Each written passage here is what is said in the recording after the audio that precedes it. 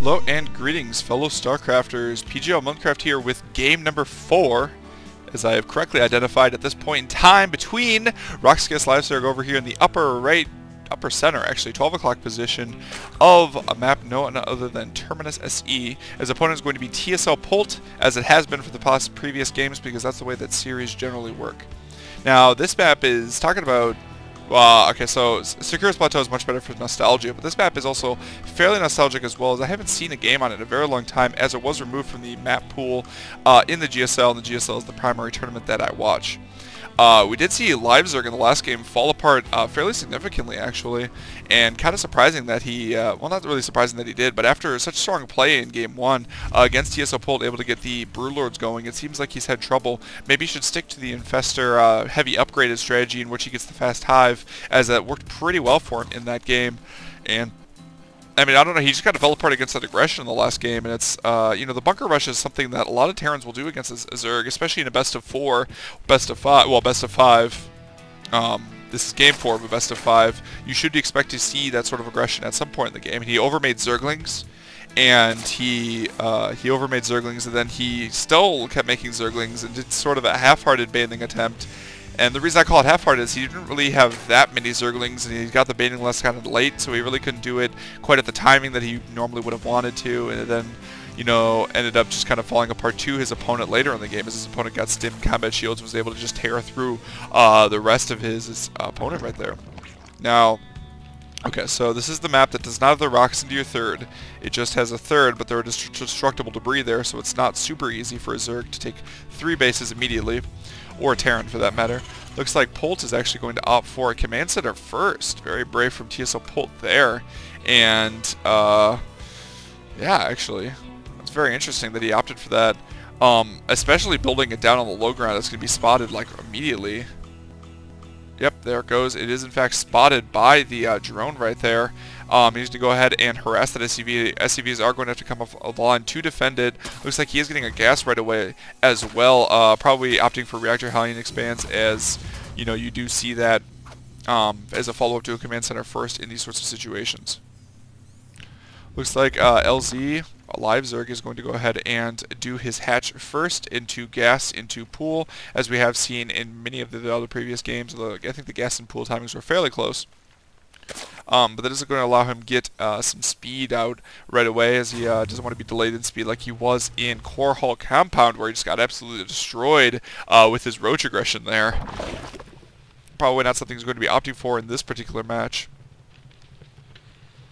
Also, very interesting Overlord placement way over here on the right-hand corner. I'm not quite sure. Oh, I guess he was scouting to see if his opponent was over there.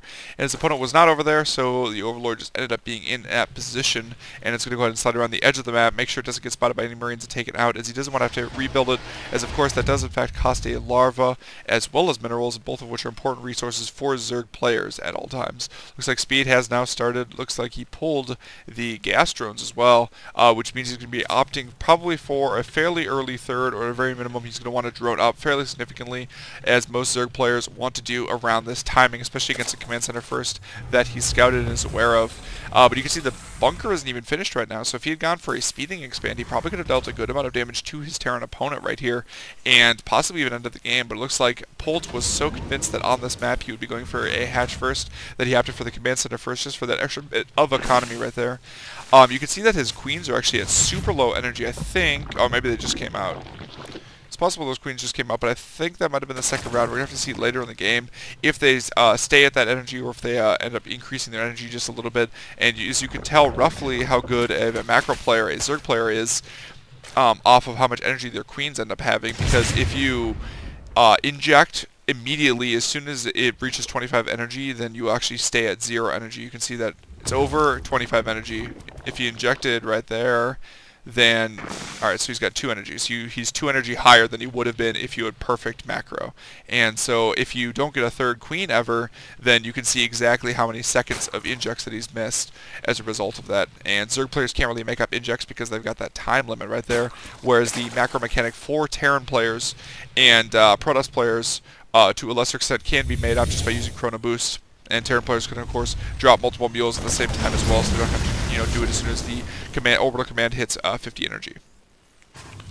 Double factory now going down for TSL Polt. I think he's actually going to be aiming for a lot of Hellions right here. He's getting one Marauder. I think that's for any sort of roach aggression, as he did see that early on in the game. It looks like a Baneling bus is now coming through. Hello, Mr. Banelings.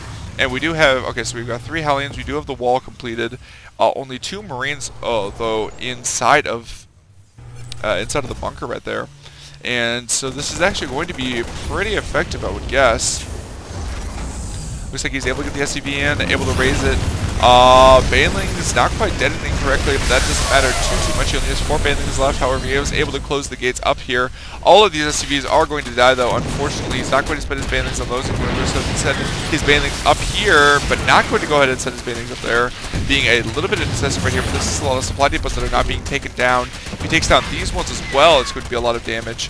But this is a lot of Hellions, so I don't think the Zerglings are going to be able to do too much damage once the Zerglings go ahead and move in there. Sorry, the Zerglings aren't going to be able to do too much damage, even if you bust it down. Although maybe I'm wrong here, as the Banelings are going to go ahead and move in and able to hit 2 supply depots at once.